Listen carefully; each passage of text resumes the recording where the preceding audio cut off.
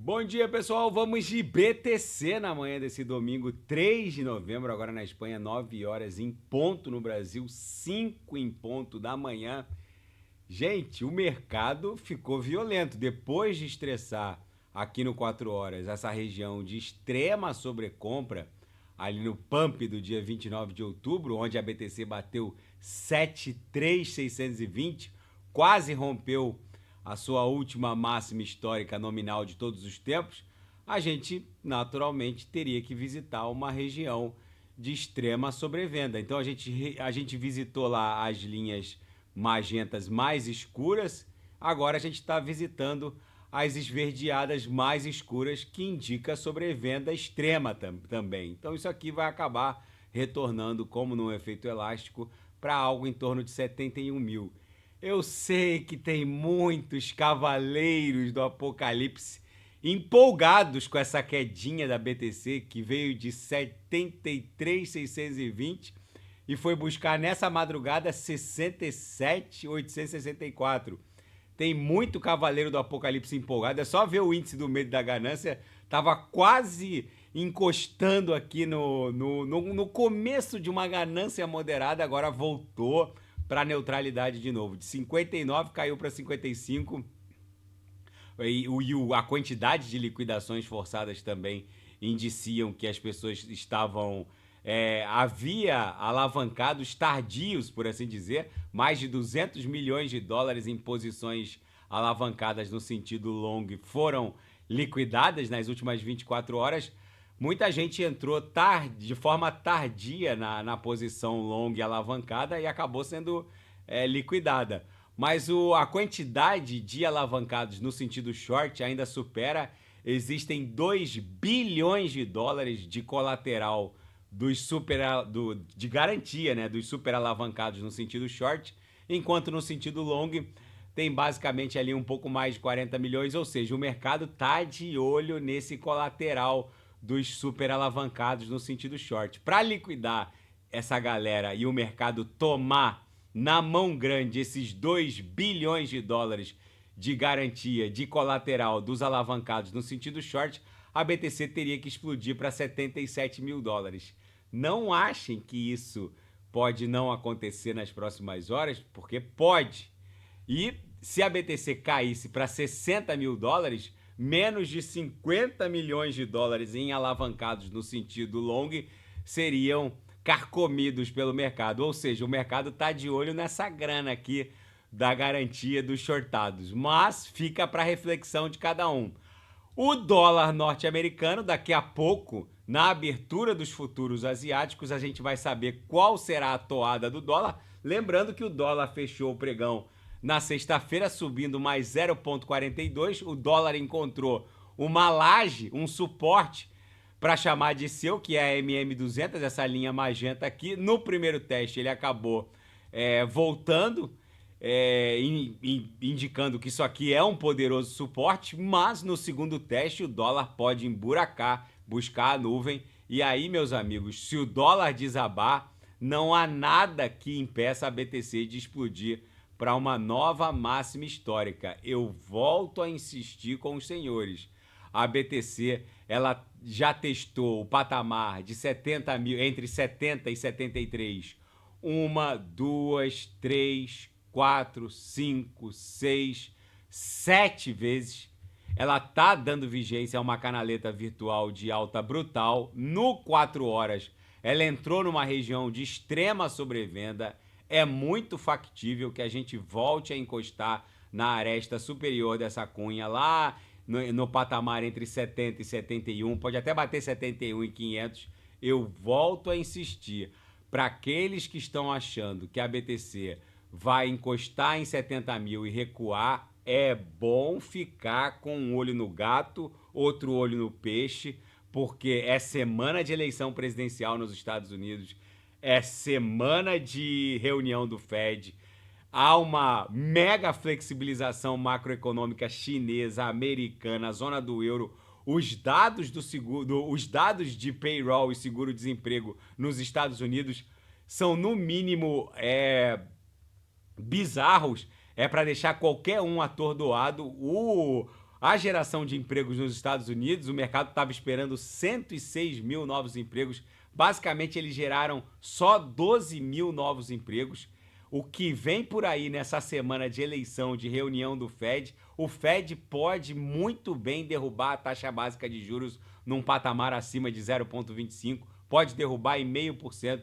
Se tudo o que o mercado precisa é de um gatilho, o que não falta nessa semana são dados barra gatilhos que podem facilmente levar a BTC para uma nova máxima histórica em direção ao vácuo do espaço sideral, para que a BTC busque a nova faixa de justiça do preço para cima. É muito mais arriscado ficar desembarcado da BTC nesse momento, em que ela está visitando um patamar de extrema sobrevenda, do que ficar embarcado. Eu volto a insistir com os senhores.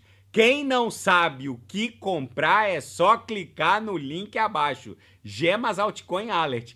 Ali eu garimpei, ali eu selecionei as 40 melhores altcoins em potencial de retorno para esse ciclo, subdivididas em 3 categorias. As Super Large Caps, que são aquelas altcoins de capitalização massiva, com market cap de dezenas de bilhões de dólares, onde facilmente os senhoritos vão surfar 1x4, 1x5, talvez até presenciar uma multiplicação por 6 do próprio patrimônio. As middle caps, que tem uma capitalização ligeiramente menor, o risco é um pouco maior, não é um risco tão alto assim, mas facilmente vocês vão surfar 1x20.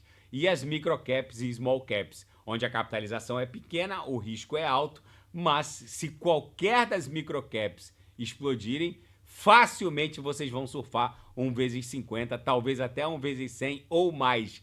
Não ousem estar desembarcados do mundo cripto. Aqui no 4 horas, o RSI estocástico encostou no zero, tá extremamente sobrevendido a BTC. É bem provável que a gente volte como num efeito elástico em direção à própria VWAP, que tá lá em 70.800, pode até bater 71 e alguma coisa. Na seara fática, Coinbase revelou a pressão do regulador bancário norte-americano contra os bancos crypto-friendly, aqueles que ofertam serviços para corporações envolvidas na indústria criptográfica. A Coinbase revelou recentemente que o regulador bancário norte-americano tem aconselhado bancos a evitar serviços relacionados à criptografia. De acordo com a Coinbase, eles estão na posse de 20 e-mails datados a partir de março de 2022 até março de 2024, alertando bancos contra o envolvimento na indústria criptográfica. Gente, é inacreditável que em pleno ano de 2024 os reguladores norte-americanos ainda tratem com tamanha hostilidade a indústria criptográfica. Esse assunto passou a ser um assunto sensível na corrida presidencial norte-americana.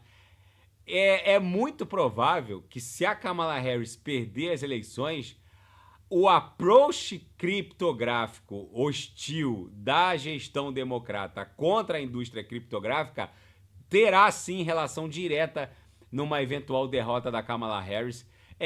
Já está provado que pelo menos 50% do eleitorado norte-americano tem algum nível de exposição a criptografias, e essa hostilidade dos reguladores com a indústria criptográfica só demonstra que os democratas não fizeram nada pela criptografia, pelo contrário, eles atrapalham e muito a expansão da indústria.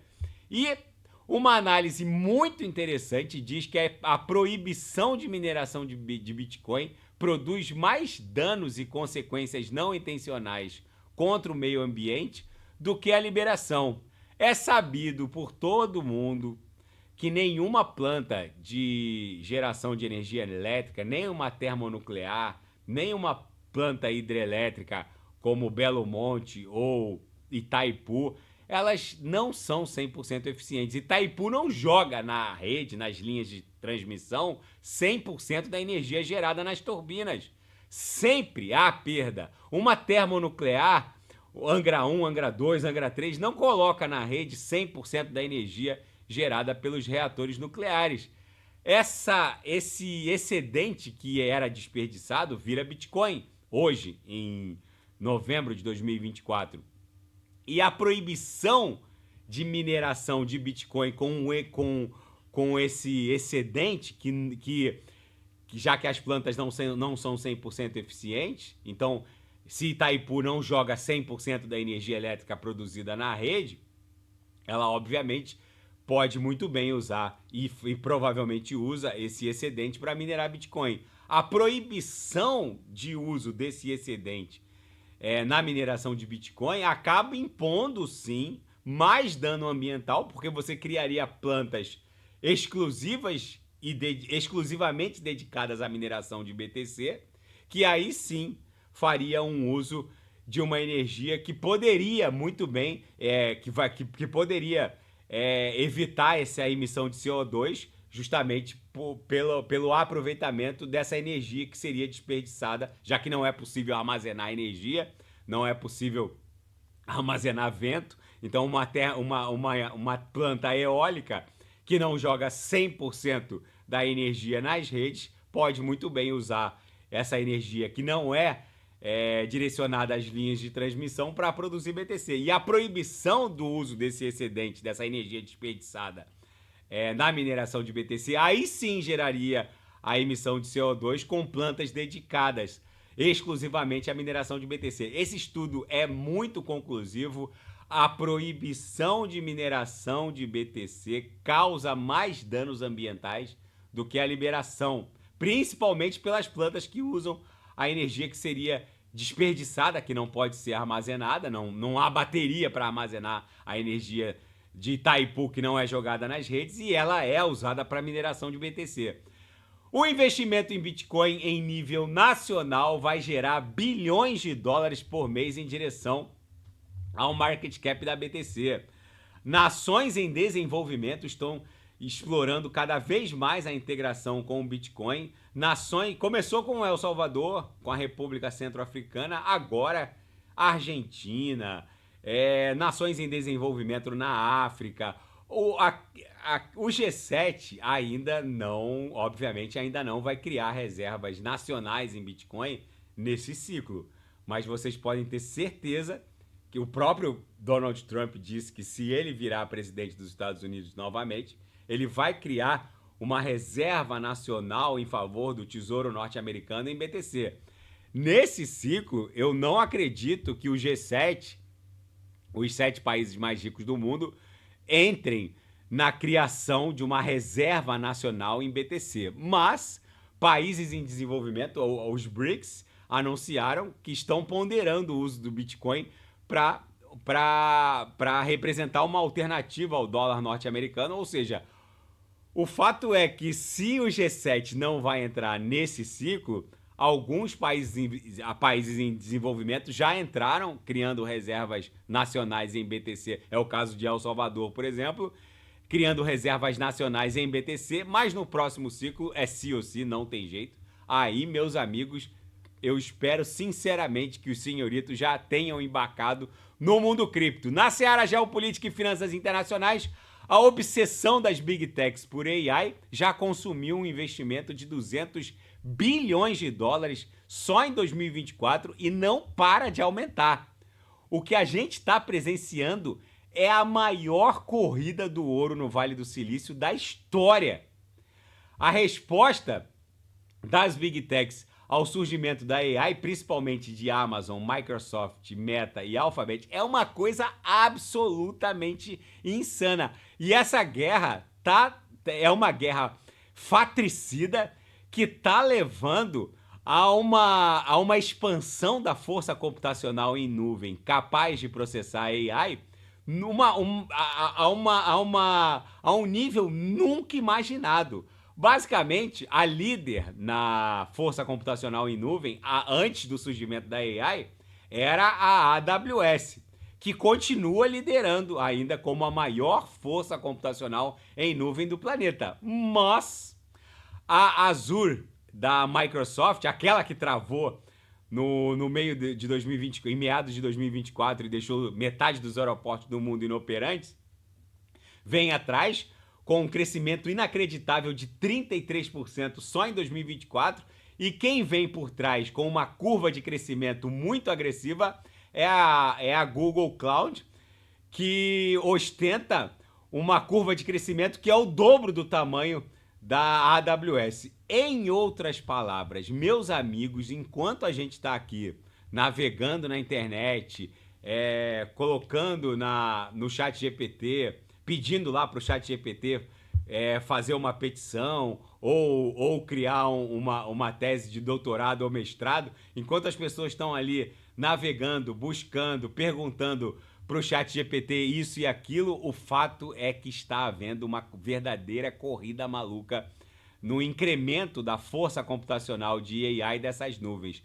A gente não sabe onde isso vai parar, mas uma coisa eu sei: a interação entre a tecnologia blockchain e toda essa força computacional, que eu lembro aos senhores e repiso, é centralizada. Toda essa força computacional, Google Cloud, AWS, Amazon Web Service, Azure da Microsoft, são forças computacionais centralizadas. Mas o futuro da AI passa necessariamente por forças computacionais descentralizadas. A hora que o mundo TradeFi resolver reprecificar todos esses trilhões de dólares em favor da tecnologia blockchain e do mundo cripto, eu espero sinceramente que os senhoritos estejam embarcados nas melhores altcoins. Lá no Gemas Altcoin Alert, eu subdividi as altcoins voltadas para RWA, para AI. É ali que os senhores devem aportar. Não ousem ficar de fora dessa brincadeira, que vai ser brutal. E o caixa da Berkshire Hathaway, a empresa de Warren Buffett, vai a 325 bilhões de dólares.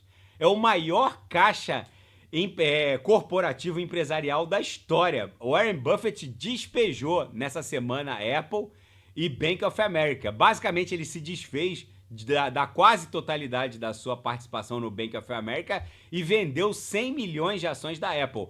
Apesar da Apple ainda representar a maior posição acionária da Berkshire Hathaway, representando 69,9 bilhões de dólares, o fato é que não tem como negar que o Warren Buffett também está desembarcando desse negócio chamado Apple. Ninguém sabe o que será feito dessa montanha de dinheiro. A Berkshire Hathaway, por meio dos seus representantes, disse que ela continua sendo um microcosmo na economia em geral e que com essa grana eles não conseguiriam comprar nem 20% da Nvidia, portanto o mercado não deveria estar preocupado com esse caixa gerado pela Berkshire Hathaway. Bem, considerar 325 bi um ponto no microcosmo é bem interessante. Segundo eles, não há com o que se preocupar. Eles não estão amealhando essa grana para investir numa grande aquisição. Eles estão basicamente surfando um momento do mercado. Segundo eles, não se sabe se eles esperam uma grande corretiva do mundo acionário, não se sabe se eles querem promover uma grande aquisição. Eles avisam que esse dinheiro é um microcosmo na economia norte-americana, não daria para comprar nem 20% da Nvidia e que o mercado não deveria estar preocupado com essa montanha de dinheiro no caixa da Berkshire Hathaway. Enfim, gente, enquanto alguns consideram 325 bilhões de dólares um microponto, algo irrelevante no microcosmo lá da economia norte-americana, o fato é que a BTC segue desenhando uma clara canaleta virtual de alta e tem gente desembarcando na base dessa canaleta. E essas pessoas vão acabar reembarcando no topo dessa canaleta. São os Zé Topinhos, que estão saindo agora para voltar a 77, talvez 80. Aí a BTC vai bater ali no... O índice do medo e da ganância vai bater ali em 67, talvez 70. Aí os Zé Topinhos começam a voltar. Quando eles voltarem, eles vão esticar a BTC até 109, 111 mil dólares. Aí sim a BTC estará livre, leve e solta para uma bela onda 4. Quando ela bater em 109, ela vai corrigir para 90. Aí vai ficar pipocando entre 90 e 105, depois cai para 97. Em algum momento ela vai explodir em direção a 200. É nesse momento que os Zé Topinhos que entraram a cento e poucos mil, saíram a 88, vão voltar de novo a 200. Zé Topinho e Sardinha funcionam assim. Eles só entram quando a massa já entrou. Meus amigos, não ousem estar desembarcados do mundo cripto. Daqui a pouco eu volto com ETH, AVAX, Solana, XRP e quem quiser sugerir é só colocar nas mensagens abaixo. Grande abraço, até daqui a pouco.